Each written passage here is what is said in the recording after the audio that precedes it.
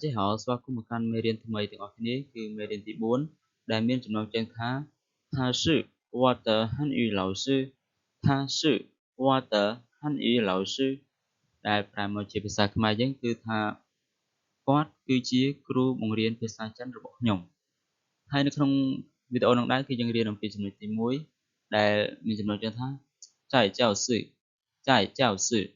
ហើយនៅក្នុងចំណុចទី1នឹងឯងគឺយើងរៀនអំពីការសន្ទនាមាន A និង B ដែលដកស្រង់ចេញពីសៀវភៅ HSK1 ចំណុចអក្សរ A គឺគេថា他是谁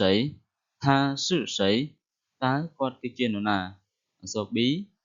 他是我的汉语老师他是我的汉语老师គាត់គឺជាគ្រូបង្រៀនភាសាចិនរបស់ខ្ញុំអក្សរ A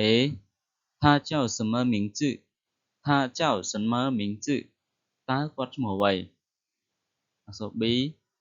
他叫杨晓他叫杨晓គាត់ឈ្មោះយ៉ាងសែវគាត់ឈ្មោះយ៉ាងសែវឬក៏យើងអាចប្រើមួយទៀតថាឈ្មោះរបស់គាត់គឺយ៉ាងសែវហើយនៅក្នុងវីដេអូនេះដែរគឺយើងមានពាក្យថ្មីចំនួន2ទី1ហ្នឹងគឺពេលថាស្រី